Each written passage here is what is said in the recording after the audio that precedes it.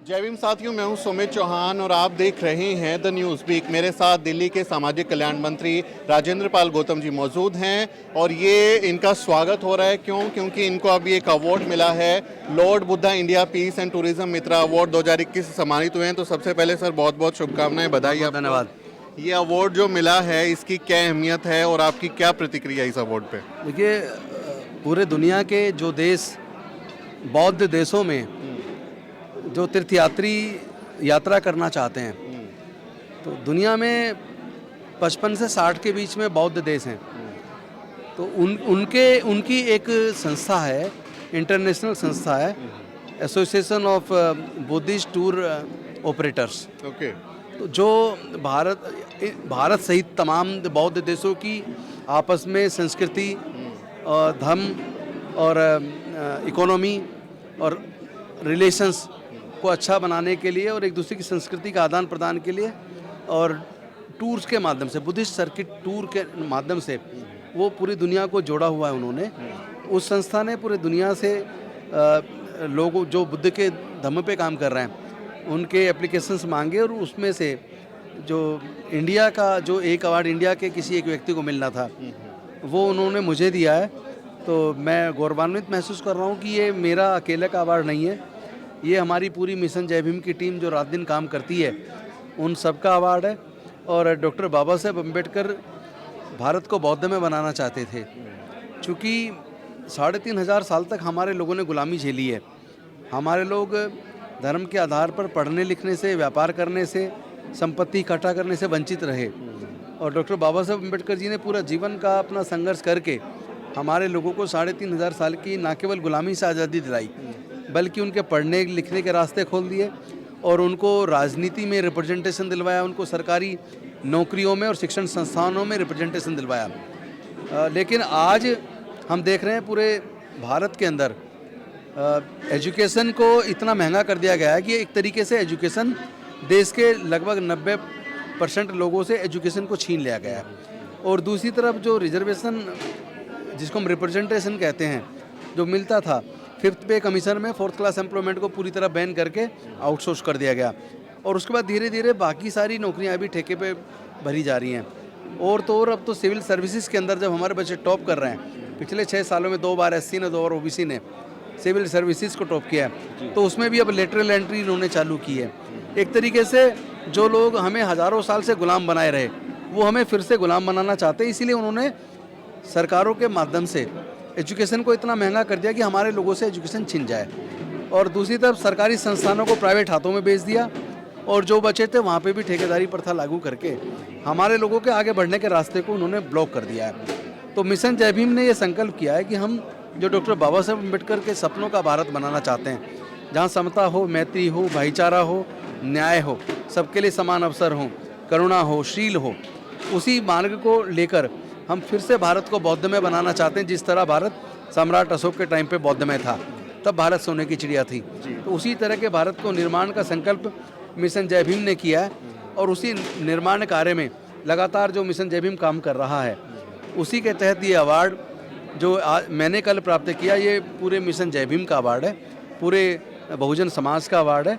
और हमने आज उस अवार्ड को 26 अलीपुर रोड जाकर बाबा साहब के सामने समर्पित करते हुए हम सब मिशन जय भीम के साथियों ने संकल्प लिया है कि डॉक्टर बाबा साहब अम्बेडकर जो सपना भारत के बारे में, भारत को प्रबुद्ध भारत बनाने का देखते थे, जिसमें सबके लिए समान अवसर हो, सबका समान रूप से आगे बढ़ने के लिए अवसर मिले, सबको समता हो, मैत्री हो, भाईचारा हो, न्याय हो, करुणा हो, शील हो, तो वही आपके सपनों का भारत मिशन जय भीम के सारे कार्यकर्ता मिलकर बनाएंगे। ये संकल्प हमने 26 अलीपुर रोड जाकर बाबा साहब के सामने लिया है। मंत्री साहब, मैं देख रहा हूँ पिछले कई सारे कार्यक्रम में आपके कवर करता हूँ, तो बुद्ध धर्म के प्रचार के लिए खासकर आप काफ़ी समर्पित रहते हैं और मिशन जय भीम भी काम करता है। आगे लक्ष्य क्या है, क्या रणनीतियाँ बनाई हैं कि जो आपका 10 करोड़ लोगों को बौद्ध धर्म की दीक्षा देने का जो ऐलान आपने किया था उसकी तरफ कैसे बढ़ रहे हैं, क्या अभी तक अचीवमेंट है और आगे क्या प्लानिंग है? अभी कई राज्यों में हम ऑलरेडी मीटिंग ले चुके हैं, साउथ इंडिया में भी, नॉर्थ इंडिया में भी, ईस्ट में भी, पूरे देश का लगातार भ्रमण चल रहा है। और मुझे खुशी है कि पूरे देश के लोग इस असमानता पर आधारित, विषमता पर आधारित, जाति पर आधारित, वर्ण पर आधारित व्यवस्था से परेशान हो चुके हैं। लोग दुखी हैं, लोगों के घर में मतलब ऐसे ऐसे गांव हैं जहां गरीबों के पास खाना नहीं है, पढ़ना तो बहुत दूर की बात है। तो इसलिए पूरे देश के लोग जुड़ते जा रहे हैं कि यहाँ लोगों को एक आशा की किरण नज़र आ रही है। सबको लग रहा है कि मिशन जय भीम बाबा साहेब का जो अंतिम सपना था भारत को बौद्ध में बनाने का, उसको निश्चित तौर पे हम साकार करेंगे।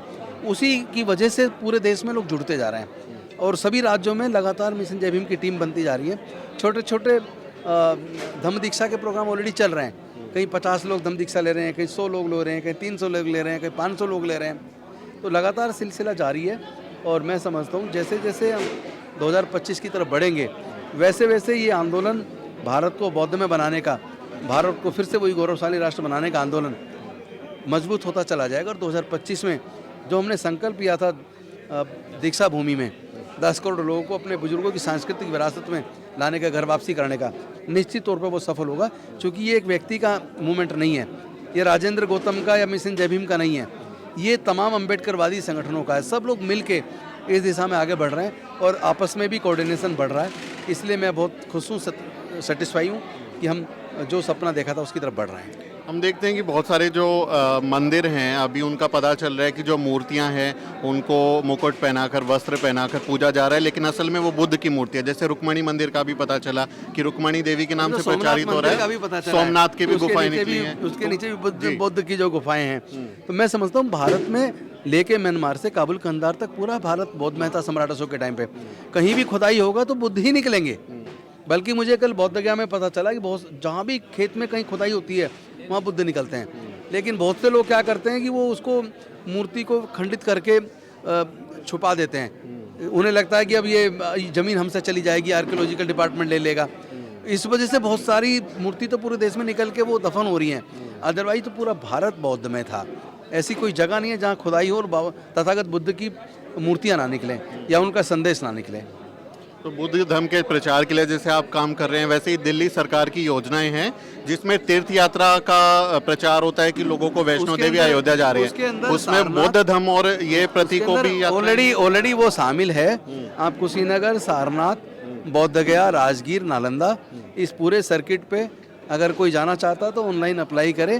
तो वो भी हम सरकार उस पर ट्रेन भेज रही है और बुद्धिस्ट सर्किट पे भी तीर्थ यात्रा के लिए सरकार के खर्चे पे हम लोगों ने पूरी तैयारी की हुई है और ऑलरेडी वो उसका पार्ट है। कोई भी अप्लाई कर सकता है और नेक्स्ट उसमें हम उसकी भी ट्रेन भेजेंगे। बौद्ध धर्म के प्रचार के लिए बाबा साहब डॉक्टर अंबेडकर 1956 में उन्होंने कन्वर्जन किया, तब से कई प्रयास चल रहे हैं, लेकिन अभी 1 करोड़ लोग भी बौद्ध नहीं बन पाए हमारे देश में। तो ये डिले क्यों हो रहा है? लोग बुद्ध की तरफ आ क्यों नहीं रहे? एक इसका कारण है, लोगों ने घोषणा की लेकिन स्ट्रेटेजिकली उसकी तैयारी नहीं की। हमने 2025 के लिए घोषणा की, लेकिन हमने 2020 में जब घोषणा की उसके बाद से लगातार उसके स्ट्रेटेजिकली उसकी तैयारी चल रही है। पूरे देश में भ्रमण चल रहा है, पूरे देश में लोग जुड़ते जा रहे हैं, लोगों में विश्वास पैदा हो रहा है। और तो जितने भी हमारे बहुजन संगठन हैं, अम्बेडकरवादी संगठन है, बुद्धिस्ट संगठन है, वो सब धीरे धीरे एकजुट हो रहे हैं, आपस में कोऑर्डिनेट कर रहे हैं। इसलिए इस बार सफलता होगी। पहले सफलता ना होने का कारण ये कि बोलना काफ़ी नहीं है, उसको फिर आगे कैसे सफल बनाना उसके लिए प्रयास की ज़रूरत है, उसके लिए सामाजिक कोऑर्डिनेशन की ज़रूरत है। इस बार पूरे कोऑर्डिनेशन के साथ, पूरी प्लानिंग के साथ, सिस्टमेटिक तरीके से, स्ट्रेटेजी के साथ इस पे काम चल रहा है और आप अपनी आंखों से उस आयोजन को न केवल देखेंगे बल्कि अपने इस चैनल के दी बीक के माध्यम से आप उसको कवर भी करेंगे। मेरा आखिरी सवाल मंत्री जी, अभी हाल ही में वसीम रिजवी नाम के एक व्यक्ति ने हिंदू धर्म अपनाया, उच्चारण किए और वो त्यागी बन गए, जबकि जो हिंदू धर्म में जिनको कहा जाता है शूद्र और अति शूद्र लोग, वो इस तरह का आयोजन करके, इस तरह का जो मंत्रोच्चारण करके वो ब्राह्मण नहीं बन सकते, वो नहीं बन सकते। तो दूसरों का स्वागत है, अपने ही लोगों का स्वागत नहीं है। तो ये बात पहचाननी चाहिए लोगों को। नहीं, पहले तो जो आप कह रहे हैं बिल्कुल सही है, लेकिन इसके साथ साथ मैं एक बात और कहना चाहता हूँ। आप देखिएगा जो रिजवी जी जो हिंदू बने और त्यागी बने, आप देखिएगा उसको समाज जब तक स्वीकार नहीं करेगा तब तक उसका फ़ायदा क्या होगा। जब तक समाज उसके बच्चों से शादी नहीं, विवाह का जो संबंध नहीं करेगा तब तक उसका क्या फ़ायदा होगा। बौद्ध धर्म दुनिया में बढ़ा है, भारत से क्या और पूरे लगभग 60 देशों में बढ़ा है। इस्लाम बढ़ा है, ईसाई धर्म बढ़ा है, हिंदू धर्म क्यों नहीं बढ़ा? कभी इस पे सोचना। उसका एक ही कारण है, हिंदू धर्म का आधार वर्ण व्यवस्था और जाति है जी। तो अगर कोई क्रिश्चियन अमेरिका से आके, इंग्लैंड से आके वो हिंदू बनना चाहे, कोई अरब से मुस्लिम हिंदू बनना चाहे, तो उसमें दिक्कत यह है कि वो अगर बनेगा तो वो किस वर्ण में जाएगा और किस सी जाति जाति में में जाएगा रखेंगे? और उससे संबंध कौन रखेगा। इसी वजह से हिंदू धर्म पूरे दुनिया में नहीं बढ़ पाया। मैं समझता हूँ अब लोग मानवता को ही सबसे बड़ा धर्म मानने लगे हैं, सबको समझ आ रहा है। और बुद्ध ने तो कहा है मानवता ही सबसे बड़ा धर्म है। और बौद्ध धर्म कोई धर्म नहीं है, ये धम्म है, ये एक मार्ग है, ये एक जीवन की एक ऐसी कला है जिसमें आप कष्टों से मुक्ति पा सकते हैं, जिससे आप अपने जीवन के दुख को कम कर सकते हैं, जिसमें राग द्वेष लोभ मोह, उसके लिए अहंकार, इसके लिए कोई स्थान नहीं है। और जिसमें दूसरे के अधिकार का सम्मान है, दूसरे के साथ मैत्रीपूर्ण व्यवहार है, दूसरे के साथ समता का व्यवहार है, दूसरे के साथ न्याय का व्यवहार है। इसलिए बुद्ध का धम्म पूरे दुनिया में तेजी से बढ़ रहा है। और जिस तरह पूरे दुनिया में कट्टरपन बढ़ा है, उन्माद बढ़ा है, दंगे बढ़े हैं, आने वाले समय में पूरी दुनिया कहेगी हमें शांति की तलाश है, हमें शांति चाहिए। और शांति केवल और केवल बुद्ध के धम्म में है। इसीलिए यूएनओ की स्टडी आई है 2050 तक आधे से ज़्यादा यूरोप बौद्ध बन जाएगा। और आज भी जितने पूरे दुनिया में फिल्म कलाकार हैं 67% से ज़्यादा बौद्ध हैं। तो आप देखिएगा आने वाले समय में धीरे धीरे बौद्ध धम्म, धर्म नहीं, बौद्ध धम्म पूरी दुनिया का धम्म बनने वाला है।